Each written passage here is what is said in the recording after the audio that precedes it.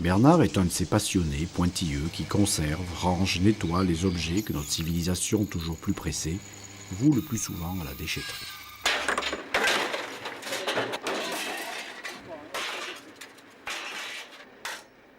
Il est de ceux qui éprouvent des états d'âme à pratiquer l'euthanasie sur des objets qui, des années durant, ont rendu de bons et loyaux services à quelques lointains ancêtres qu'ils n'ont même pas connus.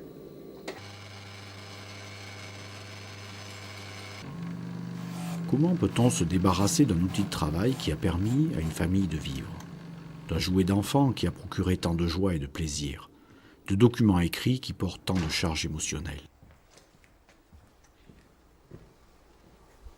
Bien sûr, la place vient forcément à manquer, et tout à chacun doit, quoi qu'il lui en coûte, jeter, gommer, faire place nette pour l'avenir.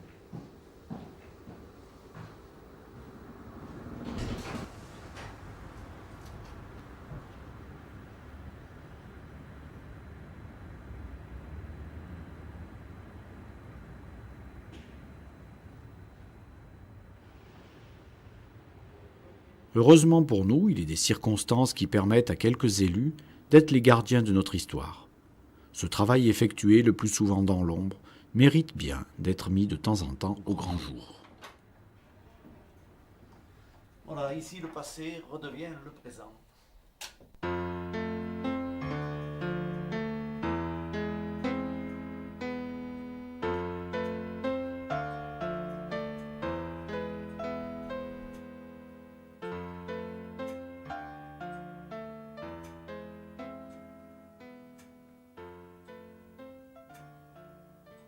Alors pour les outils du monde agricole, ici, plutôt relatif aux moissons, au pain, puisqu'on trouve donc des panières à pain pour concevoir le pain, pour concevoir des couronnes, des pains plats, un ustensile servant à semer le grain, des paniers pour porter différents types de produits issus de la fabrication du grain, le tout exposé au pied d'un tarare qui servait à vanner le grain une fois qu'il était moissonné pour trier la beauté du grain. On peut voir dessus des faucilles, dont 2 faucilles ont le sceau de Napoléon III. Ici sur la droite, donc une écrémeuse qui permettait donc de tirer la crème du lait. Un coupe-foin, coupe-paille, différents outils au-dessous d'un joug. 2 types de barattes, ou la baratte horizontale qui était utilisée dans la plaine de la Bosse, alors que chez nous on utilisait des barattes verticales qui n'étaient que des barattes de 50 litres. Oui, une fois donc le beurre sorti de ce type de baratte ou autre, on le mettait dans ce modèle d'auge, on le malaxe avec ça, on l'écrase avec l'un de ces outils, puis on le bat donc avec des battes à beurre, style ce modèle-là, 1918. On l'assemble de façon à pouvoir mettre dans le moule à beurre qui, une fois démoulé, donc permettra de sortir le beurre avec le dessin sur le morceau de beurre. Sur le domaine du vin, un appareil servant à boucher les bouteilles, différentes publicités donc sur le vin à l'époque, des tonneaux, d'un où le cerclage est en bois. Voilà donc 2 types de rouets, un modèle de la Haute-Loire venant de mes arrière-grands-parents de Chadernac, et ici un rouet de Lozère qui était plus utilisé en Lozère qu'en Haute-Loire. Oui, donc ici le type de rouet traditionnel de Haute-Loire, celui-ci provenant de mon arrière-grand-mère donc de Chadernac, qui s'actionne au pied. Un plan de travail avec des haches, des couteaux à deux mains, des chignoles, des rabots, des varlopes, des trusquins, différents objets, des serre-joints, des presses. Exposition d'outils de bourrelier avec donc des bottes qui étaient les bottes d'officier de mon grand-père, avec tous les outils de bourrelier qui servaient à la conception aussi bien des bottes qui sont présentées que des porte-documents, comme on trouve également sur la table. Différents outils pour passer le fil, pour percer le cuir, pour tanner, pour brosser, ainsi de suite. Ici donc un banc de sabotier avec tous les outils servant donc à la conception des sabots, que ce soit les couteaux, que ce soit le boutoir, l'herminette, la tarière, la rouane ou le parroir, exposés sur le banc de sabotier. Une forge à main, donc avec différents outils, des plaques de soudure permettant de faire de la soudure forgée, donc qui permettait de faire la conception, de fabriquer, de frapper les faux, ou de faire des chaudrons comme exposé dessus. Donc, le domaine des lavandières avec une brouette de laveuse, des lessiveuses, des paniers à linge avec même les publicités de savon. Ici, donc, on peut voir un bureau et un tableau qui ont appartenu donc à l'école du Cros de Saint-Martin-de-Fugères, où ma mère a fait ses études. Un livre de principes de secourisme au nom de Gire Marie-Rose, donc ma mère. Ici, à côté, un livre de grand-mère de son père, mon grand-père, donc Gire Albert. Ici, un livre de la connoissance et l'amour de Jésus-Christ, 1824. Ici également un catéchisme du diocèse du Puy-en-Velay, donc ayant appartenu à ma grand-mère paternelle. Un carnet de chants, donc ayant appartenu à mon père, avec une cotisation à la Jeanne d'Arc langonaise, donc la fanfare où il était, la clique où il était à Langogne, la cotisation de 20 francs pour l'année 1942-43, ainsi que des livres de chants de son père, de mon grand-père, et des bons points pour récompenser les bons élèves. Un modèle de plumier parmi d'autres, un modèle de plumier en bois, des coques de noix, où on peut voir deux types de plumes, la plume traditionnelle en acier et la plume en or. Voilà, un coffre-fort, terme seulement dissuasif pour cette caissette en bois, puisque les clavettes sont toutes en bois, y compris le mécanisme qui permet donc de fermer le coffre. Une fois fermé, on mélange les combinaisons et on ne peut plus ouvrir le coffre. Il suffisait de l'emporter et le tour était joué. Et j'arrive plus à l'ouvrir, mais enfin. Voilà. L'ensemble des jouets présentés ici, tous les jouets métalliques donc appartenaient à mon père né en 1932, tous les jouets métalliques, et les jouets bois, oui, donc appartenaient à mon grand-père qui lui était né en 1899. Étant dans l'automobile depuis 1895, il tenait donc d'avoir une voiture, une Renault en l'occurrence, puisqu'on peut voir le logo sur la calandre, un avion mécanique qui permet en le remontant avec la clé de le faire basculer, fonctionne.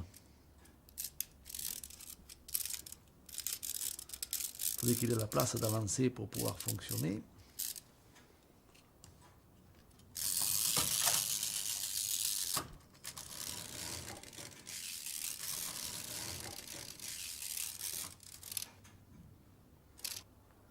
Donc ici, on peut trouver un lit de coin pour adultes, ainsi qu'un lit pour enfants, avec donc au pied du lit différents types de sabots ou de galoches, une chaise pour enfants, un chauffe-lit, un moine avec le brasier qui se mettait à l'intérieur afin de chauffer le lait. Bien sûr, le pot de chambre, urinoir, réveil, prière à dire avant de se coucher. Tout ce qui pouvait donc être utilisé à l'époque. À côté, le berceau de naissance de mon père.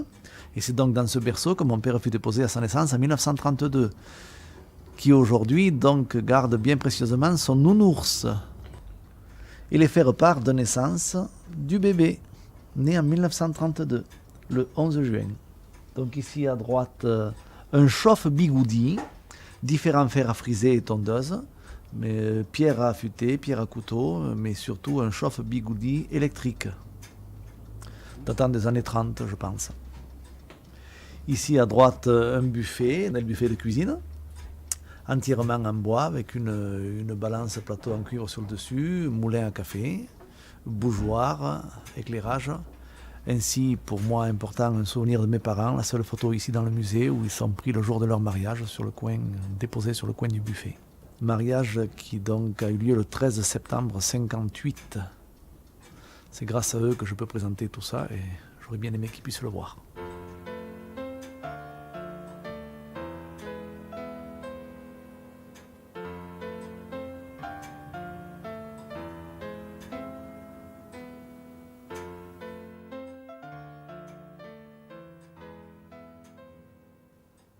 Une cuisine d'époque, ça part des années 30 aux années 50. Un fourneau émaillé Brestroff à Thionville qui a été offert en cadeau de mariage à mes grands-parents qui se sont donc mariés en 1928, qui leur a été offert par les parents de ma grand-mère, par mon arrière-grand-mère. Sur le fourneau, oui, on peut même trouver une boîte de tôle émail qui permettait de rendre le brillant au fourneau avec la paille de fer. Et donc ici, un service cacao, sucre, pâte, chicorée, café, etc. Avec des traditionnelles casseroles en cuivre, en casseroles émaillées, casseroles en alu, louche, écumoire, et ainsi de suite.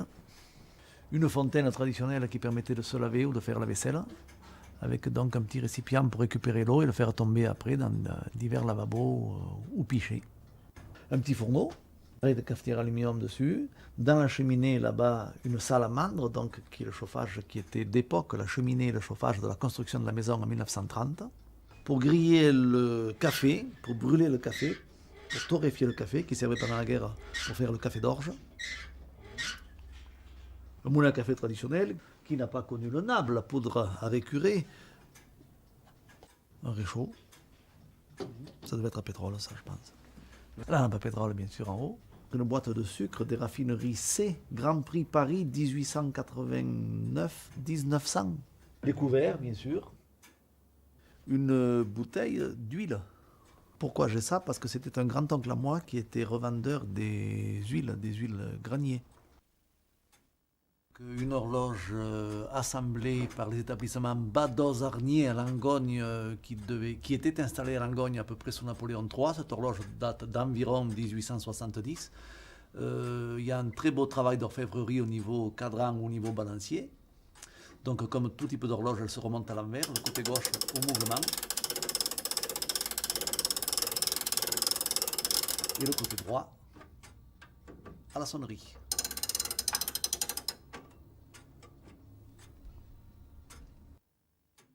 Cet escalier qui permet de quitter le premier niveau qui est réservé au domaine du travail pour monter au deuxième niveau, donc sur le domaine plutôt culturel, gramophone, instruments de musique. Un escalier qui a été récupéré dans la maison de mes arrière-grands-parents, donc au Cross de Saint-Martin-de-Fugères, en Haute-Loire. Quand j'étais enfant, que j'y allais en vacances, de la 3e à la 4e marche, j'avais un temps d'arrêt parce qu'une chèvre blanche y était dessous, puisque l'escalier passait de l'écurie pour donner accès aux chambres, et donc les chèvres logeaient sous l'escalier. Et étant pieds nus, étant enfant, eh bien, elles avaient tendance à vouloir me lécher le bout des pieds. Et chaque fois que je passais de la 3e à la 4e marche, j'avais un temps d'arrêt. À l'âge proche de 50 ans, j'ai toujours le temps d'arrêt de la 3e à la 4e marche. Donc sur ce buffet, au-dessus de 2 postes de radio à lampe, différents appareils de photo, des appareils de photo datant de 1910 à 1950, donc des appareils à souffler, des appareils à bobine traditionnelle, qui permettaient donc de faire les photos comme l'on voit posées au mur à l'arrière de ces derniers. Différents journaux, La Samaritaine, Le Pèlerin, des journaux datés des années 20, 30, ainsi que le Petit Journal, puisque mon arrière-grand-mère était correspondante du Petit Journal.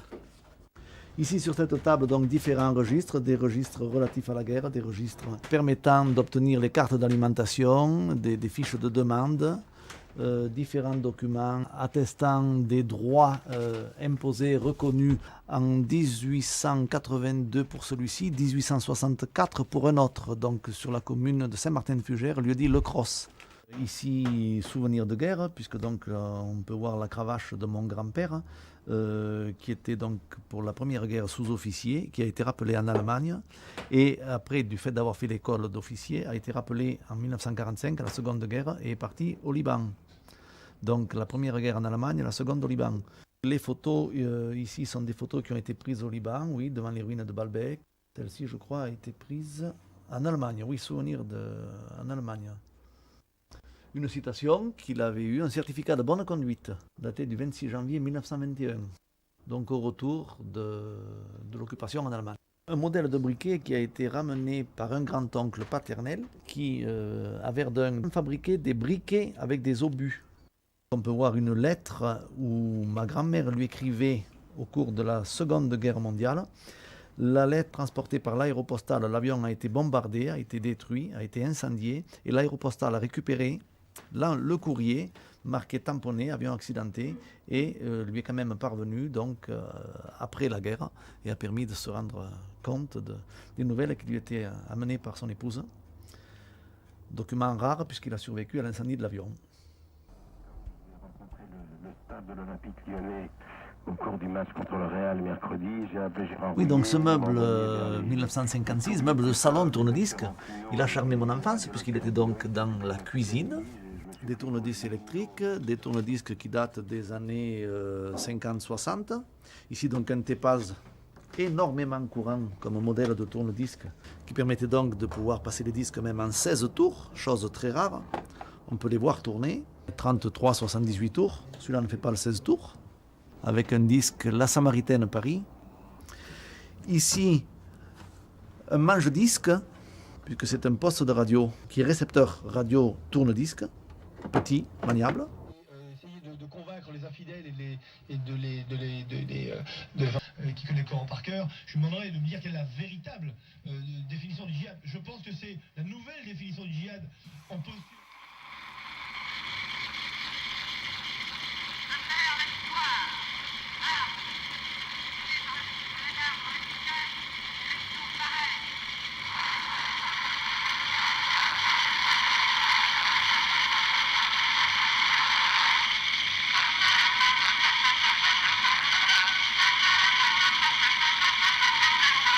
Oui, donc après le gramophone à cylindre, le phonographe Francis Salabert 1925, 78 tours. Alors on va tout d'abord le monter, on met le frein, on le monte.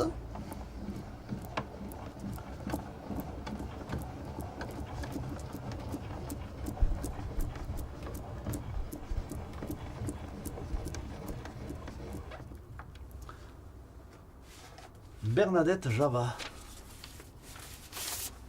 de l'accordéon. Et c'est parti. On nettoie l'aiguille.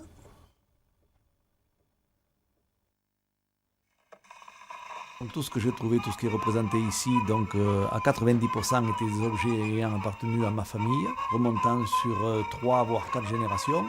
Tout ceci, je l'ai trouvé dans un état relativement bon, à part un peu de restauration, dans ce même local.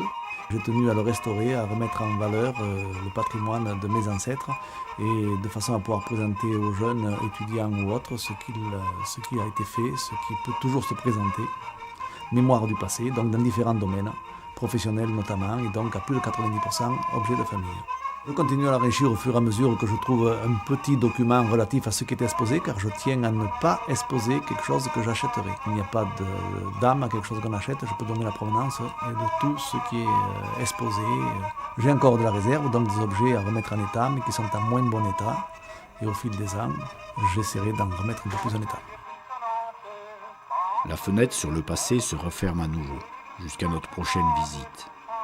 Notre souhait le plus cher est que Bernard continue à nous garder tout cela, bien rangé, bien briqué, parce que de temps à autre, fatigué par la vie trépidante de notre époque, il nous faut revenir, voir, sentir, écouter notre passé.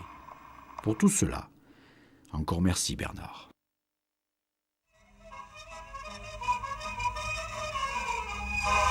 Je pose ma quenouillette parmi les plonges-neiges, je cueille la passerette, oh le charmant bouquet, j'écoutais le doux langage de cette fleur, et j'entends dans les bocages le vent charmeur, dans les feuilles frissonnantes, passent des rêves bleus et des visions troublantes, charme mes jeunes yeux, que me dit le doux langage de la modeste fleur que chante dans le bocage le vent charmeur.